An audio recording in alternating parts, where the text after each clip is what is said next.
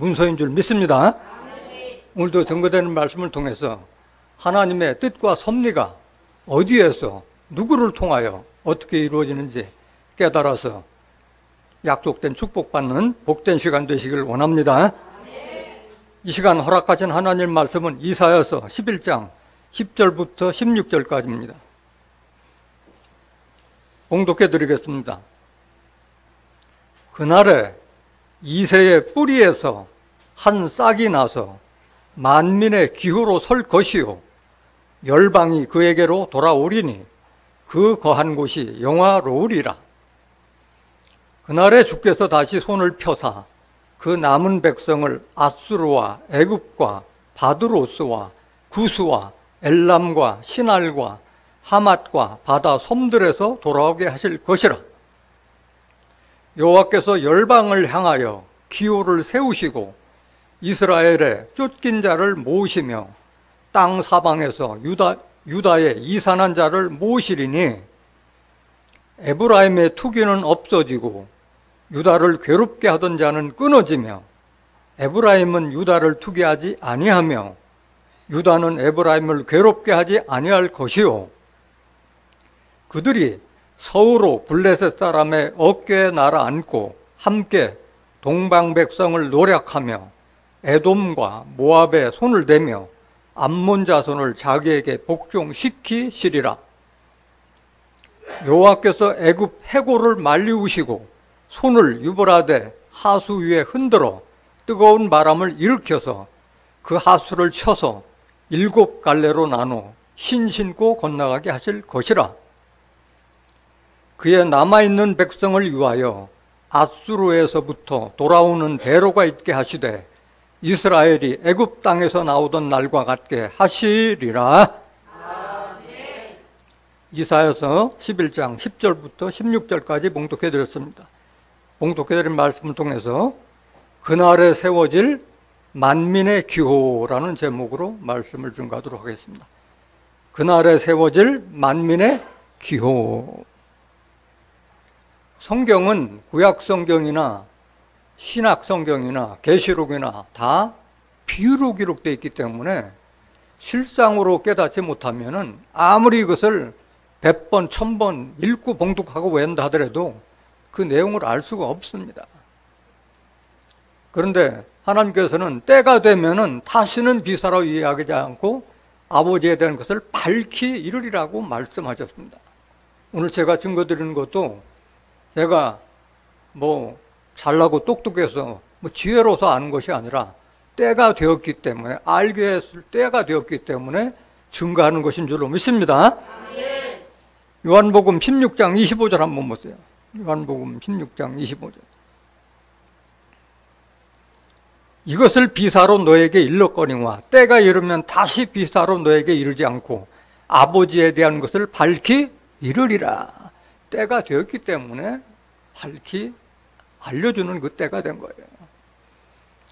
그래서 구약성경도 시편 78편 2절에도 보면은 비유로 기록됐다고 말씀하셨고 마태복음 13장 34절에도 예수님께서 모든 것을 다 비유로 말씀하셨다고 그랬는데 그 비유라는 말씀을 실상을 통해서야만이 우리가 깨달아야 할 줄로 믿습니다. 여기 보면은 그날에 세워질 만민의 기호라고 그랬는데 제목 자체가 기호라고 하는 것은 뭐예요?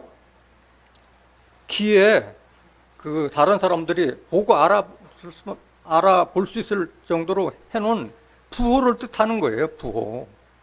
우리나라 같은 경우에는 태극기를 뽑으면은 저건 대한민국이라는 것을 알 수 있듯이 배에도 선박에도 우리나라 그 배에는 태극기가 있고 그 다음에 날아다니는 항공기에도 태극기가 있듯이 그 길을 보면 알 수 있는데 오늘 그날에 세워질 만민의 기호는 오늘 여러분들 본문에 봤지만은 가지가 기호가 된다고 그랬어요. 가지가 기호된다는 것을 아무리 여러분들이 이 비유로 된 말씀을 안 읽어본들 무슨 뜻인지를 알 수가 없는 거예요. 이사야서 11장 10절 본문 말씀 한번 보시겠습니다. 그날에 이새의 뿌리에서 한 싹이 나서 만민의 기호로 설 것이요 열방이 그에게로 돌아오리니 그 거한 곳이 영화로우리라 이렇게 기록되어 있어요. 그날은 언제를 말하는 거예요?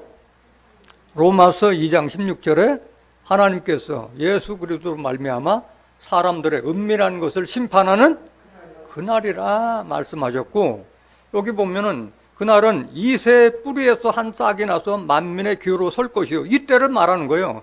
이새의 뿌리에서 한 싹이 나서 그 싹이 만민의 기호로 설 때를 그때로 말씀하고 있는 거예요. 그럼 여기 이새의 뿌리에서 한 싹이 나서 만민의 기호로 설 것이라고 하는데, 이새의 뿌리에서 한 싹이 났다는 그 말이 무슨 말이냐? 이사야서 11장 1절 한번 보실까요? 이사야서 11장 1절.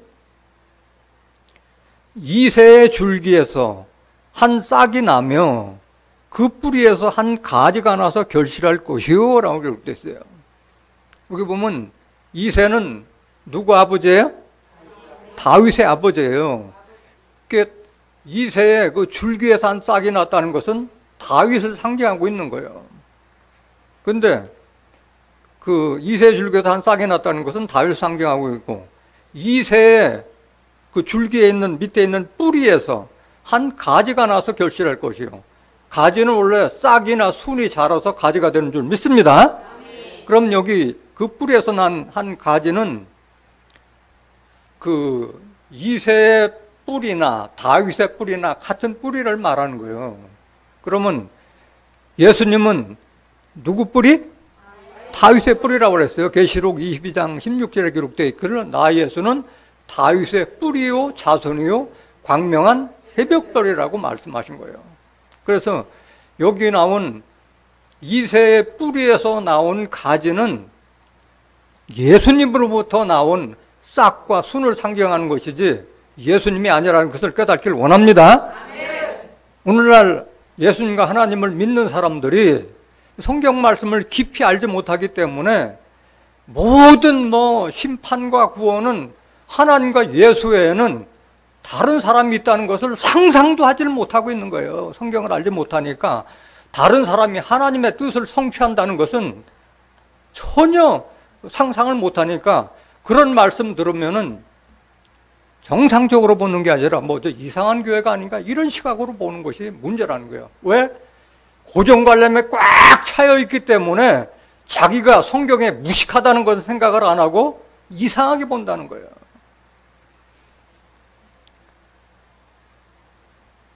이새의 줄기에서 한 싹이 나며 그 뿌리에서 이새의 뿌리나 다윗의 뿌리에서 한 가지가 나서 결실할 것이요. 그러니까 예수로부터 나온 한 싹이요 순이요 가지라는 것을 깨닫기를 원합니다.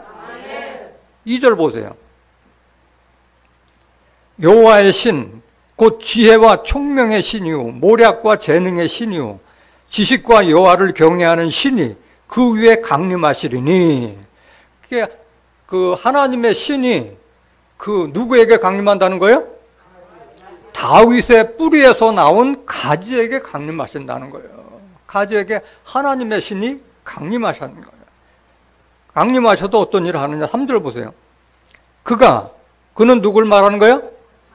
가지를 말하는 거예요. 그가 여호와를 경외함으로 즐거움을 삼을 것이며 그 눈에 보이는 대로 심판치 아니하며 귀에 들리는 대로 판단치 아니하며, 마치 예수님이 하나님을 경외하듯이 그 다윗의 뿌리, 이새의 뿌리에서 나온 그 싹도 여호와를 경외함을 즐거움을 삼고 예수님처럼 눈에 보이는 대로 심판치 아니하며 귀에 들리는 대로 판단치 아니하며, 4절 공의로 빈핍한 자를 심판하며 정직으로 세상에 겸손한 자를 판단할 것이며 그 입에 막대기로 세상을 치며, 입에 막대기라고 하는데 입에서 무슨 막대기가 나와요? 막대기는 뭘 상징한 거예요?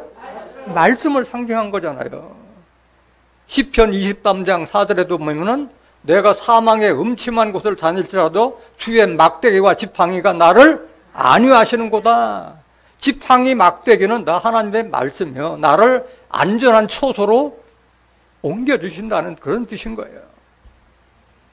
입술의 기운으로 악인을 죽일 것이며, 입술의 기운으로 악인을 죽인다. 입술의 기운은 뭐예요? 말씀이잖아요. 말씀으로 악한 자들을 굴복시킨다는 뜻인 거예요.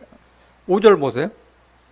공의로 그 허리띠를 삼으며 성실로 몸의 띠를 삼으리라. 그래서 다윗의 뿌리, 이새의 뿌리에서 나온 한 싹은 공의로 그 허리띠를 삼으며 사사로운 일이 아니라 하나님을 위한 공의의 일만 하신다는 거예요.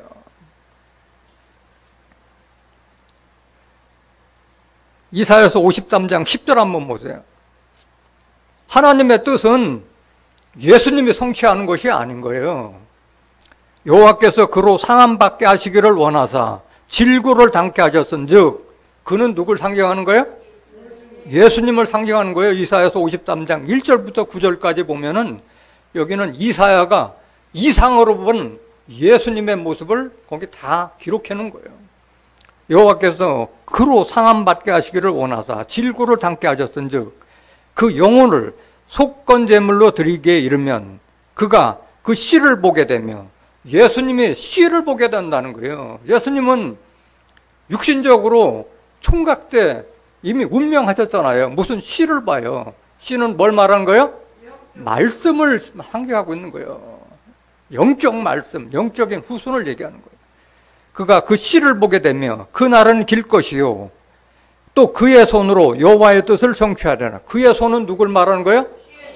씨의 손, 예수님의 속건제물로 드리게 이르면 그가 씨를 본 그 씨가 여호와의 뜻을 성취하게 될 줄로 믿습니다. 이거를 알지 못하니까 고정관념에 꽉 차여 있어서 성경이 풀리질 않는 거예요. 성경이 풀리질 않아요. 그러면 여기서 그 만민의 기호로 선다고 그러는데, 만민의 기호는 깃발을 말하는 거예요? 사람을 상징하는 거예요? 사람을 상징하는 거예요. 하나님의 신을 받은 그 사람이 만민의 기호로 선다고 말씀하셨어요. 그러면 아무리 예를 들어 길을, 장대를 엄청나게 높이 한다 해도 세계 만방이 볼 수 있어요? 없어요? 육신의 깃발은 볼 수가 없는 거예요.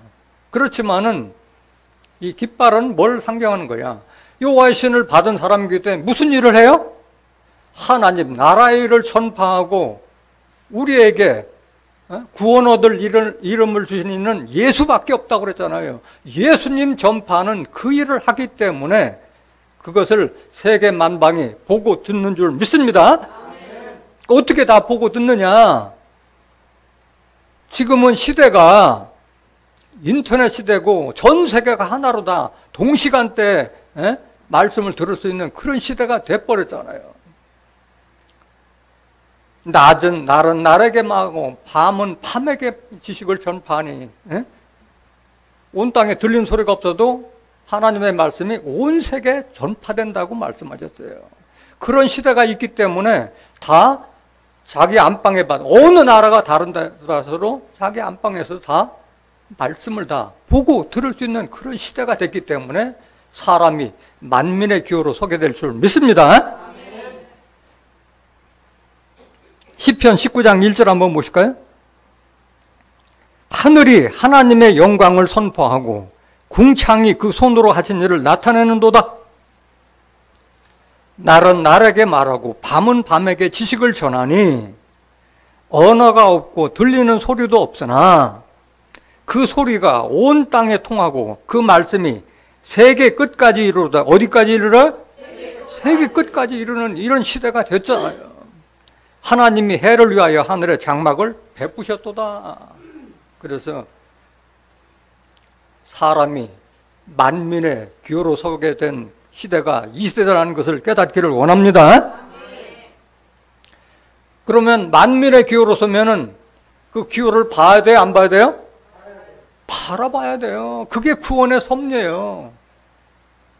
그 만민의 기호로 선 자는 하나님의 일을 전파하고 그리스도를 전파하는 그 일을 하니까 구원의 초소를 알려주는 거예요. 그러니까 보고 들어야 할 줄로 믿습니다. 이사야서 18장 3절 한번 보세요. 이사야서 18장 3절.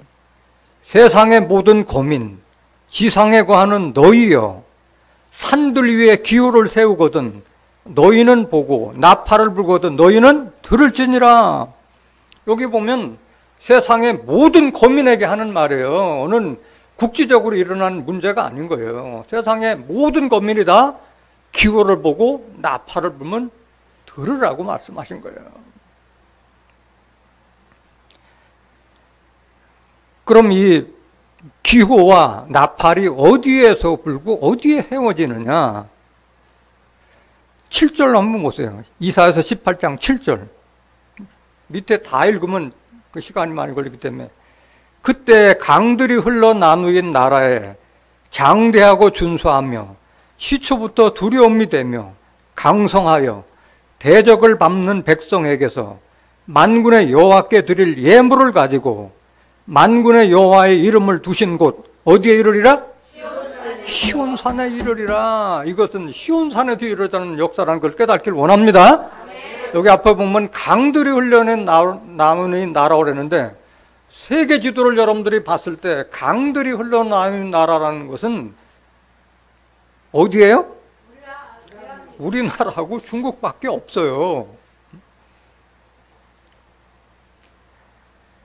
그 중국에는 지금 현재 기독교를 내놓고 그렇게 믿는 그런 나라가 아니잖아요.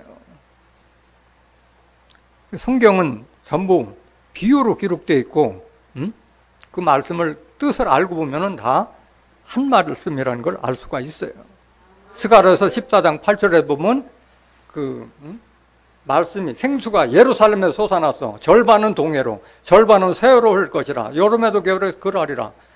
아니 지구상에 동해와 서해가 뚜렷한 데는 뭐 반도국가 여러 개가 있지만은 뭐 이탈리아나 또 뭐 여러 나라도 있겠지만은 여기서 말하는 예루살렘은 스가랴서 8장 3절에 기록된 말씀과 같이 진리의 성읍을 상징하는 줄 믿습니다.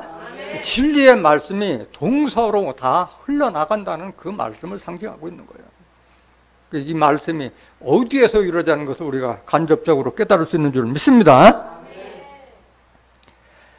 그 시온에서 기호가 세워지고 나팔 어디서 보느냐? 요엘서 2장 1절 한번 보실까요? 요엘서 2장 1절.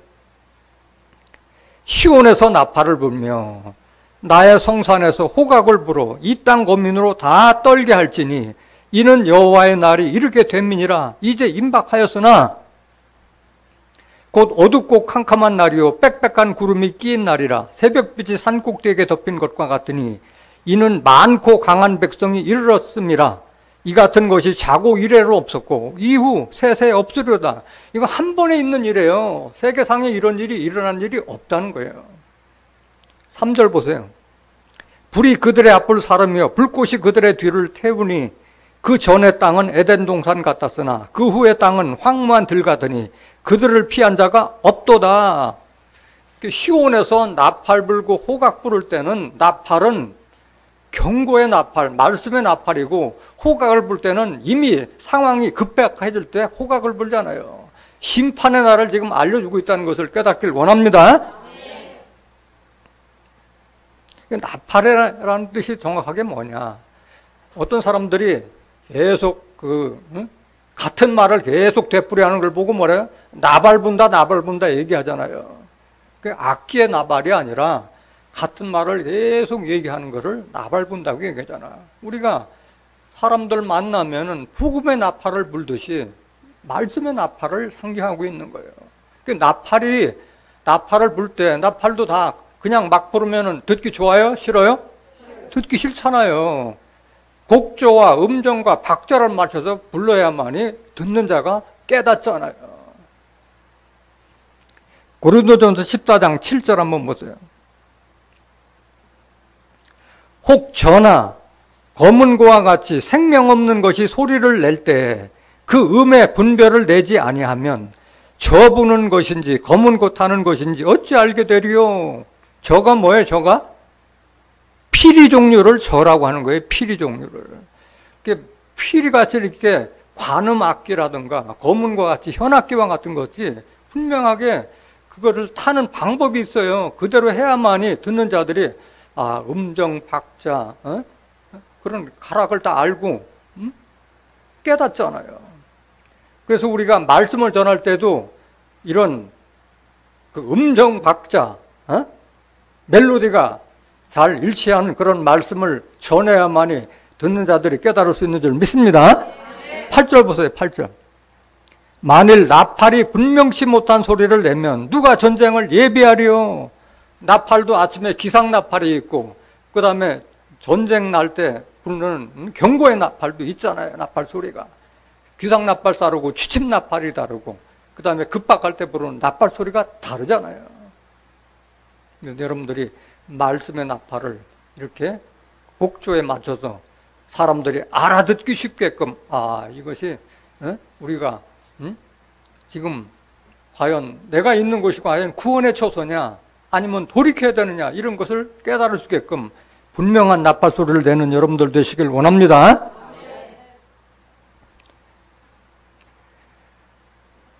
오늘 본문 말씀 다시 한번 보시겠습니다. 이사야서 11장 10절. 그날에 이새의 뿌리에서 한 싹이 나서 만민의 기호로 설 것이요 열방이 그에게로 돌아오니. 그 열방들이라는 것은 많은 나라를 가리켜요. 열방이라는 거예요. 세계 각국을 열방으로 말하고 있는 거예요. 그에게로 돌아오리라 하니까 그는 누굴 말하는 거예요? 다윗의 뿌리에서 나온 그 싹, 기호가 된 그 사명자가 있는 곳으로 돌아온다고 한 줄로 믿습니다. 그 거한 곳이 영화로우리라. 그래서 그 만민의 기호로 선 그 사명자가 있는 곳이 영화롭다는 거예요. 영화롭다는 그 뜻이 뭐예요? 사람이 귀하게 되어서 빛을 발하는 것을 영화롭다고 얘기하는 거예요. 영광스럽고 화려한 그런 것을 상징하고 있는 거예요. 그럼 누가 돌아오느냐? 열방들이 그에게로 돌아옵니다. 바로 11절 한번 볼까요? 11절.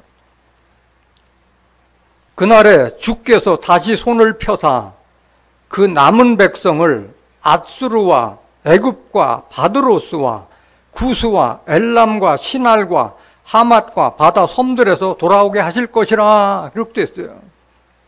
여기 보면은 이미 여러분들은 다 알고 있듯이 앗수르, 애굽 이건 여러분들이 다 알잖아요. 이스라엘을 계속 괴롭혔던 이방 족속들을 상징하고 있잖아요.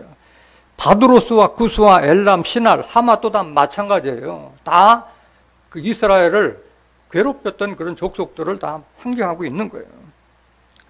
몇 가지만 더 알아보겠습니다. 에레미야 44장 1절 한번 보실까요? 에레미야 44장 1절. 애굽 땅에 거하는 모든 유다인 곧 믹돌과 다바네스와 놉과 바드로스 지방, 여기 바드로스가 나오잖아요. 애굽 땅의 일부가 바드로스예요. 거하는 자에게 대하여 말씀이 에레미야에게 임하니라 말씀하신 거예요. 그래서 애굽 땅의 일부를 말하고 있는 거예요. 바드로스는. 스바냐서 2장 12절 한번 보실까요? 스바냐서 2장 12절. 구스 사람아 너희도 내 칼에 살육을 당하리라. 원래 구스는 그 노아의 아들 함의 아들이 구스였잖아요. 그래서 구스 사람도 다 심판을 당한다는 말씀이에요. 창세기 14장 1절 한번 보실까요? 엘람 시날 한번. 당시에 시날 왕 아무라벨과 엘라살 왕 아리옥과 엘람 왕 그돌라오멜과 고임 왕 디달이 소돔 왕 베라와 고모라 왕 비르사와 아두마 왕 시납과 수보임 왕 세메벨과 벨라고 소알 왕과 싸우니라. 여러분들이 이게 많이 들으시지? 그 4개국 연합국가와 5개국 연합국하고 연합해서 그 아브라함의 조카 롯이 붙들려 갔을 때 아브라함이 집에서 길리던 318명을 데리고 와서 그 4개국을 쳐부시고 그 롯과 그 모든 그 사로잡혔던 포로들을 붙들어 왔던 그때 그 싸웠던 왕이 엘람 왕 시날 왕이라는 거예요. 앞에 이스라엘 족속과 대적했던 그런 족속을 상징하고 있는 거예요. 하맛은 어디냐? 하맛은 에레미야 52장 8절 한번 보실까요? 에레미야 52장 8절.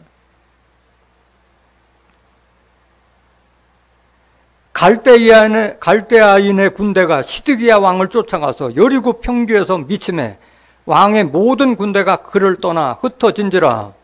갈대안 바벨론 군사가 유다 왕 시드기야 왕을 잡는 데가 바로 여기를 말하고 있는 거예요. 9절 보세요. 9절. 그들이 왕을 잡아가지고 그들이 갈대아인 바벨론 군사들이 유다의 왕 시드기야 왕을 잡아가지고 하맛 땅 림나에 있는 바벨론 왕에게 끌고 가며 그를 신문하니라. 그래서 하맛 땅은 바벨론 왕이 있던 곳을 하맛 땅이라고 말씀하신 거예요. 그러니까 여기에 나오는 그 애굽과 아수르, 바도로스, 구스, 엘람, 시날, 하밧은 다 이스라엘을 괴롭혔던 이방 국가를 상징하고 있는 거예요. 다 어디로 돌아와요? 시온으로 돌아와요. 시온으로. 10절 보세요. 10절. 이사야서 11장 10절 다시 한번 보세요. 이사야서 11장 10절. 그날에 이새의 뿌리에서 한 싹이 나서 만민의 기호로 설 것이요 열방이 그에게로 돌아오니 그 거한 곳이 영화로우리라. 그 거한 곳은 시온이 영화로울 것이라고 말씀하셨어요. 이사야서 4장 2절 한번 보실까요? 이사야서 4장 2절. 그날에 여호와의 싹이 아름답고 영화로울 것이요. 여호와의 싹은 하나님께서 택한 그 가지 사명자를 지금 싹으로 비하고 있는 거잖아요. 하나님의 싹. 원래 하나님께서 택하신 처음 싹은 누구였어요? 예수님이 싹이었잖아요. 이사야서 53장 1절부터 3절에서 보면은 여호와의 팔이 누구에게 나타나냐? 그는 마른 땅에서 나온 줄기 같아서 고운 모양도 없고 보기에 흠모할 만한 아름다운 풍채도 없다고 말씀하셨잖아요. 예수님을 가리켜서. 그래서 여긴 그날은 심판 때에 여호와의 싹이 아름답고 영화로울 것이라고 한 줄 믿습니다. 예수님 때가 아닌 줄 믿습니다. 그 땅의 소사는 이스라엘의 피난한 자를 위하여 영원하고 아름다울 것이며 시온에 남아있는 자, 예루살렘에 머물러 있는 자, 곧 예루살렘에 있어 생존한 자 중 농명된 모든 사람은 거룩하다 칭함을 얻으리니 기록되어 있어요. 어디에서 이루어지는 역사예요? 시온과 예루살렘에서 이루어진 역사라는 것을 깨닫기를 원합니다. 오늘 본문 말씀 이사야서 11장 12절 보세요. 여호와께서 열방을 향하여 기호를 세우시고 이스라엘의 쫓긴 자를 모으시며 땅 사방에서 유다의 이산한 자를 모으시니 했어요. 열방을 향하여 기호를 세우신 것은 누가 세운 거예요? 앞에 하나님께서 하시는 일이에요. 하나님께서 하시는 일이기 때문에 세계 만민이 볼 수 있는 그런 기호로 서고 할 수 있는 것이지 사람이 하는 일이 아닌 거예요. 여호와께서 열방을 향하여 기호를 세우시고 이스라엘의 쫓긴 자를 모으시며 땅 사방에서 유다의 이산한 자를 모으시리니 하나님께서 찾는 백성은 유다 백성이에요. 유다 백성. 에레미야 23장 5절 한번 보실까요? 이사야는 이렇게 예언했고 에레미야 선지자도 같은 말씀을 증거하고 있는 거예요. 에레미야 23장 5절 한번 보세요. 나 여호와가 말하노라. 누가 말하는 거예요? 하나님께서 말씀하신 거예요. 보라, 때가 이르니니 내가 다윗에게 한 의로운 가지를 일으킬 것이라. 그 만민의 기호로 설 자가 다윗의 뿌리에서 한 싹이 난다고 했는데 여기 보면 다윗에게 한 의로운 가지를 일으킬 것이라고 말씀하셨잖아요. 같은 말씀인 거예요. 싹과 순이 자라서 가지가 되는 줄 믿습니다. 다윗에게 한 의로운 가지를 일으킬 것이라. 그가 왕이 되어 지혜롭게 행사하며 세상에서 공평과 정의를 행할 것이며. 세상에서 공평과 정의를 행한 역사가 유사 이래 없었어요. 하나님께서 역사하시는 그때가 아니면은 그런 일이 일어난 적이 없는 거예요. 6절 보세요. 그의 날에, 누구의 날이요?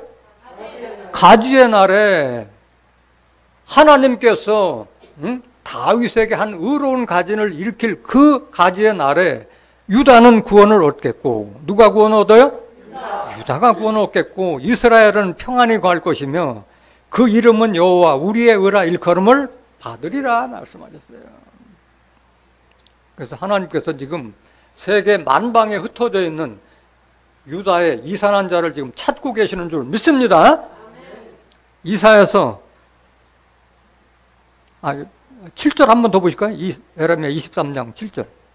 그러므로 나 여호와가 말하노라. 보라, 날이 이르리니 그들이 다시는 이스라엘 자손을 애굽 땅에서 인도하여 내신 여호와의 사심으로 맹세하지 아니하고 이스라엘 집 자손을 북방 땅 그 모든 쫓겨났던 나라에서 인도하여 내신 여호와의 사심으로 맹세할 것이며, 모든 세계 각국에서 모으실 것을 약속하시는 거예요. 그들이 자기 땅에 거하리라 하시니라. 이사야서 27장 12절 한번 더 보실까요? 이사야서 27장 12절.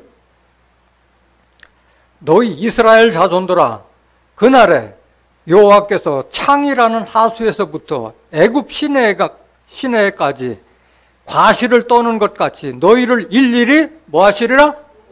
모으시라는 게요. 애굽 시내까지. 애굽은 그 세상을 상징하고 있잖아요. 하수라는 것은 깨끗한 물이에요? 더러운 물이에요? 더러운 물. 하나님의 말씀을 물로, 비로 상징했는데 하수는 더러운 물이에요. 그곳에서 일일이 다 모신다고 말씀하신 거예요. 13절 보실까요? 그날에 큰 나팔을 울려 불리니 아수르 땅에서 파멸케 된 자와 애굽 땅으로 쫓겨난 자가 돌아와서 예루살렘 성산에서 여호와께 경배하리라. 어디로 돌아오는 거예요? 나팔 불 때? 예루살렘 성산으로 돌아와서 하나님께 경배한다고 말씀하셨어요. 스가랴서 8장 3절에 보면 나 여호와가 시온에 들어왔은 즉 예루살렘 가운데 거하리니, 예루살렘은 진리의 성읍이요, 성읍이라 일컫겠고, 만군의 여호와의 산은 무슨 산? 성산으로 일컫게 되리라 말씀하셨잖아요. 예루살렘 시온 땅이 하나님과 하신 거룩한 성산이 될 줄 믿습니다. 하나님의 역사는 이 약속된 말씀대로 이루어지는 거예요. 그러니까 여러분들이 교회에 나와서 말씀을 듣는 것은 하나님께서 어떻게 구원하실까, 그 구원의 섭리를 깨닫는 데 있는 줄 믿습니다. 구원의 섭리를 깨달아야 되는 거예요. 이사야서 11장 13절 한번 보실까요? 에브라임의 투기는 없어지고 유다를 괴롭게 하던 자는 끊어지며, 에브라임은 유다를 투기하지 아니하며 유다는 에브라임을 괴롭게 하지 아니할 것이요 라고 되어 있어요. 전에도 설명드린 바가 있지만은 에브라임과 유다는 그 이스라엘 그 국가가, 이스라엘이 솔로몬 왕 이후에 아들 르호보암 때 남북으로 갈렸잖아요. 그래서 북이스라엘은 그 10지파가 나라를 이루었고, 남이스라엘은 유다 지파하고 베냐민 지파 일부만 남아 있었던 거예요. 근데 에브라임이라고 하는 것은 원래는 요셉의 아들이 에브라임과 므낫세였어요. 그런데 야곱이 자기가 죽기 전에 아들 12를 모아놓고 앞으로 이루어질 일에 대해서 예언을 했을 때 그 예언을 다 했던 거예요. 창세기 49장 1절부터 보면은 그렇게 예언을 다 했던 거예요. 그런데 에브라임이라는 것은 뭘 상징하느냐면은 그 북이스라엘을 이루고 있었던 그 북이스라엘 그 나라가 10지파라고 그랬는데, 그 나라 10지파를 대표하는 그 지파가 에브라임 지파로 명칭을 하고 있는 거예요. 이것은 뭘 말하느냐? 지금 성경은 이스라엘의 역사를 빙자해서 하나님을 믿는 우리에게 그 알려주는 그 말씀이에요. 그렇기 때문에 지금 현재 이스라엘 역사가 아니라 에브라임은 지금 현재 하나님을 믿지 않는 여러 가지 이방 족속을 다 상징해서 에브라임이라고 상징하고 있다는 것을 깨닫길 원합니다. 에브라임의 투기는 없어지고 유다를 괴롭게 하던 자는 끊어지며, 에브라임은 유다를 투기하지 아니하며 유다는 에브라임을 괴롭게 하지 아니할 것이요. 왜 이렇게 이런 일이 이루어지느냐? 유다 족속에게는 뭐가 있기 때문에? 하나님의 말씀의 막대기가 있기 때문에 그런 거예요. 그래서 그날에 보면은 에브라임의 막대기와 유다의 막대기에 붙어서 하나가 되기 때문에 하나가 되는 거예요. 많은 이방 족속들이 다 유다 족속하고 붙어서 하나가 되기 때문에 한 말씀이 되기 때문에 괴롭게 할 일도 없고 다 포용하고 다 하는 거예요. 에스겔서 37장 15절 한번 보실까요? 에스겔서 37장 15절. 여호와의 말씀이 또 내게 임하여 가라사대. 하나님 말씀이 에스겔 선지자에게 알려줘서 에스겔 선지자가 증거한 말씀이에요. 뭐라고 증거했느냐? 16절. 인자야, 너는 막대기 하나를 취하여 그 위에 유다와 그 짝 이스라엘 자손이라 쓰고 또 다른 막대기 하나를 취하여 그 위에 에브라임의 막대기 곧 요셉과 그 짝 이스라엘 온 족속이라 쓰고. 아까 막대기는 뭐라고 그랬어요? 말씀이라고 했잖아요. 막대기 지팡이는 말씀이라고 그랬잖아요. 각각 두 막대기가 지금 있는 거예요. 17절 보세요. 그 막대기들을 서로 연합하여 하나가 되게 하라. 네 손에서 둘이 하나가 되리라. 막대기가 하나가 되는 거예요. 하나가 되기 위해서는 일치되는 말로 붙어야 될 거 하나가 되는 거잖아요. 서로가 다 자기가 옳다고 하는데. 18절 보세요. 네 민족이 내게 말하여 이르기를 이것이 무슨 뜻인지 우리에게 고하지 아니하겠느냐 하거든. 너는 곧 이르기를 주 여호와의 말씀에 내가 에브라임의 손에 있는 바 요셉과 그 짝 이스라엘 지파들의 막대기를 취하여 유다의 막대기에 붙여서 한 막대기가 되게 한즉 내 손에서 하나가 되리라 하셨다 하고. 그러니까 어느 막대기가 어디로 붙는 거예요? 에브라임 지파의 막대기가 유다의 막대기에 붙어서 하나가 되는 거예요. 깨닫기 원합니다. 그러니까 하나님의 말씀이 증거되고 전파될 때는 시온에 기호가 서고 나팔 불게 될 때는 다 세상 국민이 다 말씀을 알 때가 되기 때문에 하나님을 알라고 할 필요가 없다고 말씀하셨잖아요. 물이 바다를 덮은 것 같이 여호와의 말씀이 넘친다고 말씀하셨잖아요. 이사야서 11장 9절에도 그렇게 기록되어 있고 20절 보실까요? 너는 그 글 쓴 막대기들을 무리의 목전에서 손에 잡고 그들에게 이르기를 주 여호와의 말씀에 내가 이스라엘 자손을 그 간바 열국에서 취하며, 열국이나 열방이나 마찬가지예요. 이스라엘 자손을 다 취한다는 거예요. 그 사면에서 모아서 그 고토로 돌아가게 하고 그 땅 이스라엘 모든 산에서 그들로 한 나라를 이루어서 한 임금이 모두 다스리게 하리니 그들이 다시는 두 민족이 되지 아니하며 두 나라로 나누지 아니할지라. 하나님은 이 역사를 위해서 오늘도 쉬지 않고 일하시는 줄 믿습니다. 세계를 한 혈통으로 만들기 위해서 하나님은 역사하시는 거예요. 그렇기 때문에 오늘 본문 말씀 다시 한번 보세요. 이사야서 11장 13절. 이사야서 11장 13절. 에브라임의 투기는 없어지고, 에브라임이 그 투기하잖아요. 유다의 말씀에 대해서 투기했는데 유다를 괴롭게 하던 자는 다 끊어지고, 하나님께서 역사하시는 거기 때문에 다 끊어지고, 에브라임은 유다를 투기하지 아니하며 유다는 에브라임을 괴롭게 하지 아니할 거예요. 괴롭게 할 필요가 없잖아요. 다 내 막대기가 다 붙어버리니까. 또 그러니까 에브라임 지파, 그 하나님을 제대로 알지 못하는 자들이 다 하나님을 알게 되는 때가 오기 때문에 유다족 속에게 하나님께서 임하신다는 걸 다 알게 되기 때문에 그런 투기도 없어지고 괴롭가는 일도 다 없어지는 거예요. 스가랴서 8장 22절 보세요. 스가랴서 8장 22절.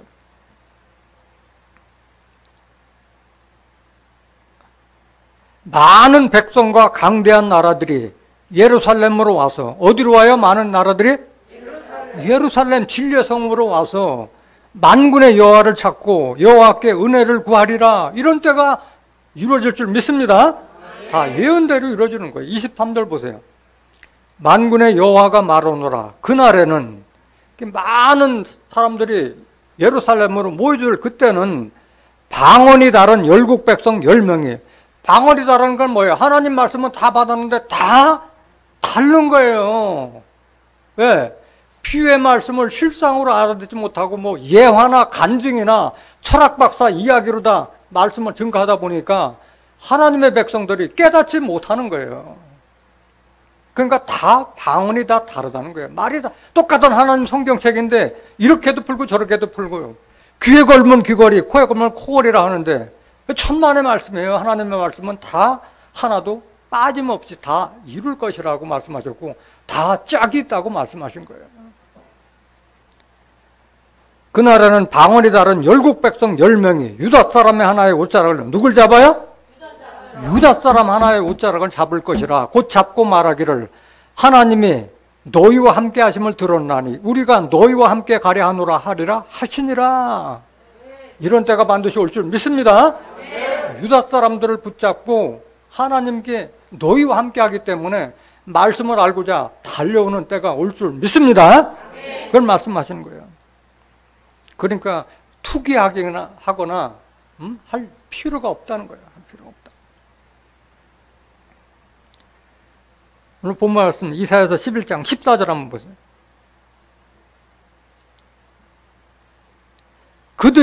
그들은 누굴 말하는 거예요? 에브라임 지파들이 다 유다에 다 붙어서 하나가 된 그들이 서로 블레셋 사람의 어깨에 날아앉고 함께 동방 백성을 노략하며 에돔과 모압에 손을 대며 암몬 자손을 자기의 복종시키리라 그랬어요. 서쪽이나 동쪽이나 다 굴복시킨다는 거예요. 여러분들 블레셋 하면 떠오르는 게 뭐가 있어요? 블레셋 군대가 계속 이스라엘을 괴롭혔잖아요. 사사기 13장부터 16절에 기록된 말씀과 같이 삼손과 데릴라와 싸웠던 족속이 블레셋이었고 사울왕 때 계속 블레셋 사람하고 싸웠을 때 블레셋의 가장 장대한 장사가 누구야? 골리앗이 블레셋 사람이에요. 골리앗 사람. 그게 대적국가를 말하는 거예요. 블레셋 사람의 어깨에 날아앉고 하는 거. 어깨에 날아앉고 하는 게 이거 비유잖아요. 사람이 어깨를 짚었다 하면 뭐예요? 응? 내 손 안에 장악됐다는 거예요. 어깨를 짚었다는 얘기 하잖아요. 어깨에 아무나도 앉을 수 없잖아요. 어깨에 날아앉고. 동방 백성을 노략하며 에돔과 모압에 손을 대며 암몬 자손을 자기에게 복종시키리라. 에돔은 에서의 별명이 에돔이잖아요. 응?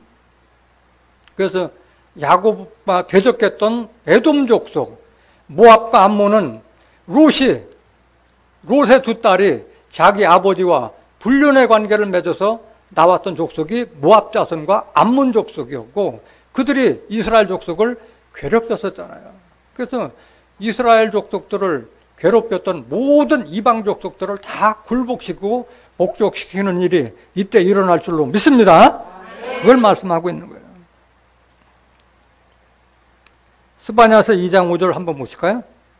스바냐서 2장 5절. 해변 거민 그렛 족속에게 화 있을진저 블렛 사람의 땅 가나안아 여호와의 말이 너희를 치나니 내가 너를 멸하여 거민이 없게 하리라. 블렛 사람의 땅 가나안아. 다 가나안 땅이 뭐예요? 바벨론이 거했던 그 땅을 다 얘기하고 있는 거예요. 그래서 이스라엘을 대적했던 이방 블레셋을 다 멸한다는 거예요. 9절 보실까요? 스바냐서 2장 9절. 그러므로 만군의 여호와 이스라엘의 하나님이 말하노라. 내가 나의 삶을 두고 맹세하노니. 지금 누가 맹세하는 거예요?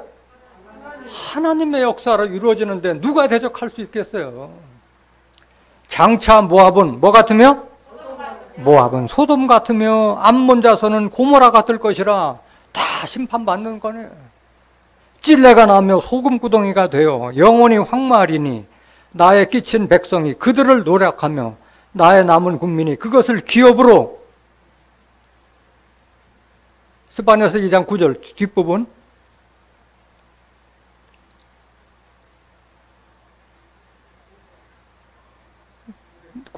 나의 남은 국민이 그것을 기업으로 얻을 것이라. 그들이 이런 일을 당할 것은 교만하여 스스로 커서 만군의 여호와의 백성을 뭐함이라?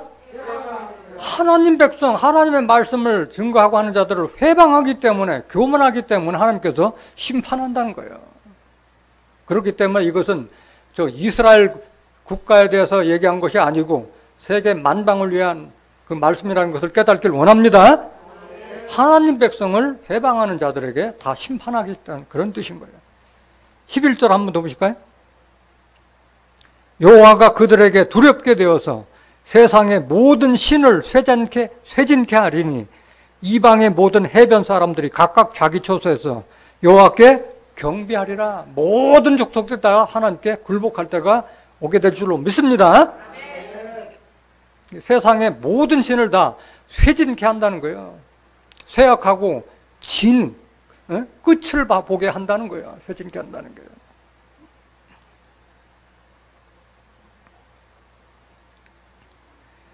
오늘 본문 말씀 15절, 이사야서 11장 15절.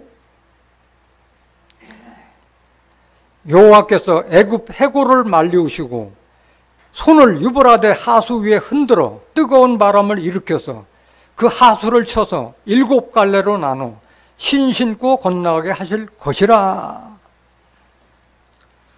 하나님께서 애굽 해골을 말리우시고 손을 유브라데 하수 위에 흔들어 뜨거운 바람을 일으켜서 하수를 쳐서 7갈래로 나눠서 신 신고 건너게 하실 것이라 말씀하셨어요. 누가 역사하는 거예요? 하나님께서 하시는 거예요. 해고라고 하는 건 뭐야? 물 근원을 말하는 거예요. 물목을 얘기하는 거예요. 바다 들어가는 그 물목을 막아서 물을 다 말리우겠다는 거예요. 이건 뭘 상징하는 거예요? 그러니까 이방 족속들이 가졌던 모든 교리를 다 말라버리게 한다는 거예요. 아모스 8장 11절과 같이 물이 없어 가람이 아니요 양식이 없어 주림이 아니라 여호와의 말씀을 듣지 못하는 기갈 시대를 만들어 버린다는 거예요. 그러니까 들을 게 없는 거예요. 들어가서. 애굽은 뭘 상징하고 있어요? 애굽은 세상을 상징하고 있잖아요.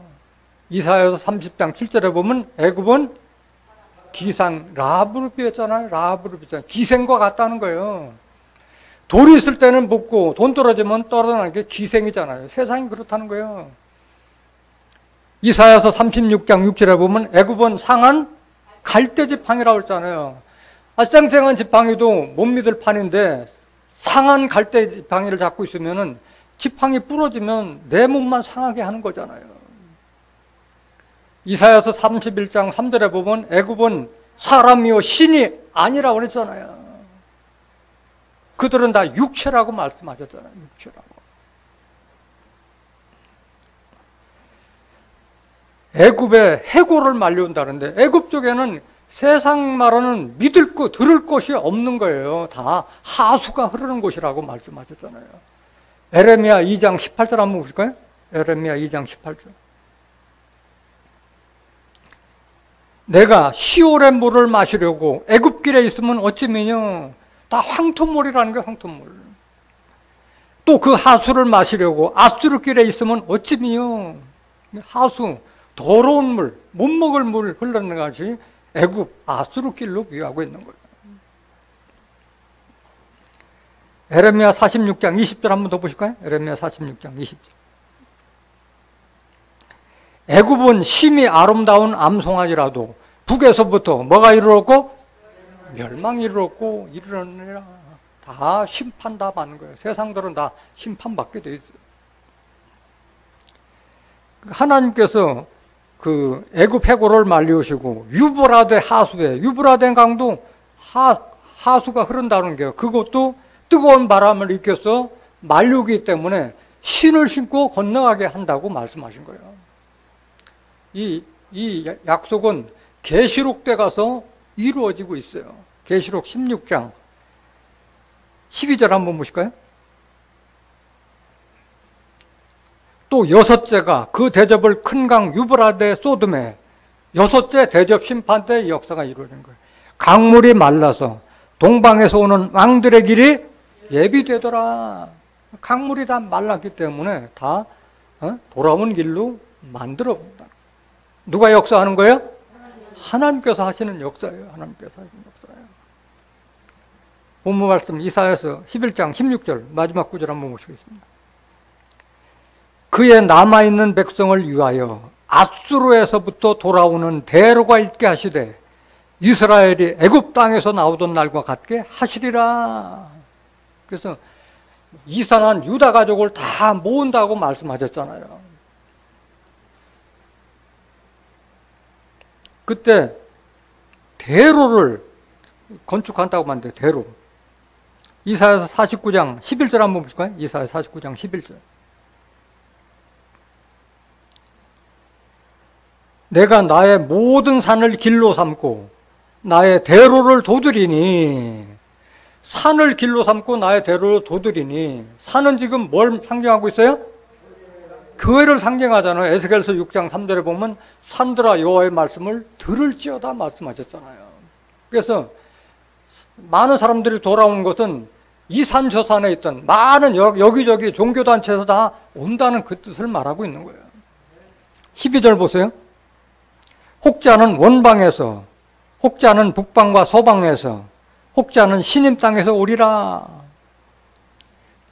혹자는 원방에서는 먼 곳에서 오고, 북방, 서방, 혹자는 신임 땅은 진흙덩이 땅을 신임 땅이라고 했고, 원방이라고 하는 것은 이사야서 49장 1절에 보면은 섬들아 잠잠하라, 섬들아 돌아오라, 원방 백성들아 돌아오라.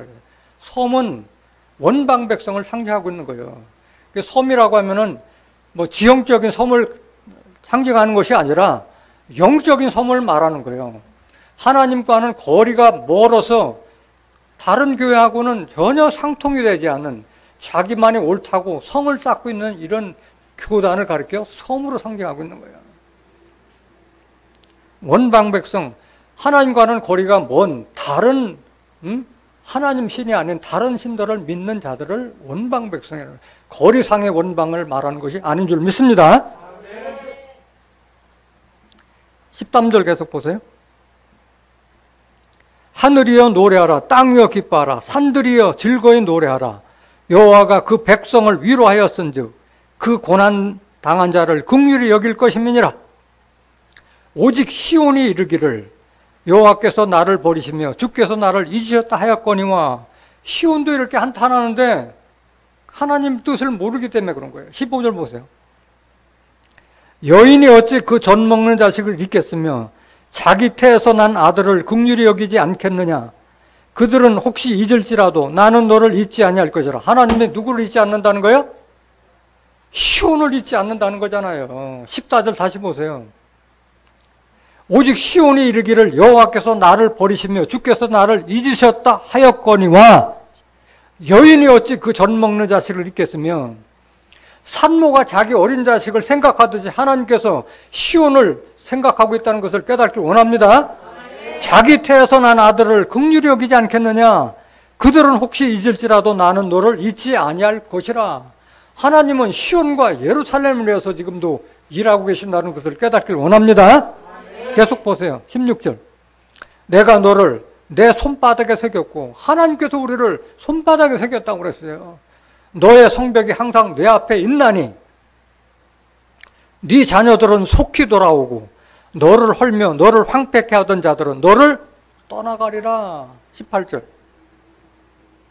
네 눈을 들어 사방을 보라. 그들이 다 모여 내게로 오느니라. 다 오게 돼 있어요. 시온 땅으로 다 오게 돼 있어요.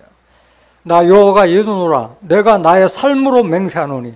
하나님께서 지금 맹세하고 하신 말씀이에요. 네가 반드시 그 모든 무리로 장식을 삼아 몸에 차며 뛰기를 신부처럼 할 것이라. 돌아오는 자들을 다 장식물로 여긴다는 거예요. 장식물로. 이사야서 35장 8절 한번 보세요. 그 대로가 어디로 가는 대로를 말하느냐. 거기 대로가 있어 그 길을 거룩한 길이라 일컫는 바 되리니 깨끗지 못한 자는 지나지 못하겠고 오직 구속함을 입은 자들을 위하여 있게 된 것이라. 우매한 행위는 그 길을 범치 못할 것이며 거기는 사자가 없고 사나운 짐승이 그리로 올라가지 아니하므로 그것을 만나지 못하겠고 오직 구속함을 얻은 자만 그리로 행할 것이며 여호와의 속량함을 얻은 자들이 돌아오되. 하나님께 빼냄을 받는 자들이 돌아오게 되는 거예요. 나머지는 다 심판받고 노래하며 시온에 이르러. 어디에 이르러? 시온에 이르러. 그 머리 위에 영영한 희락을 띠고 기쁨과 즐거움을 얻으리니 슬픔과 탄식이 달아나리로다. 오늘 본문 말씀을 통해서 시온에 기호가 세우고 시온에서 나팔을 본다고 말씀하셨어요. 다윗의 뿌리에서 나온 그 싹이 만민의 기호로 설 때 여러분들은 그 가지 사명자와 함께 시온의 대로를 건축하고 많은 사람들이 돌아올 수 있는 대로를 건축하는 유다의 두목들이 되시기를 예수님의 이름으로 간절히 축원합니다. 말씀 마치겠습니다.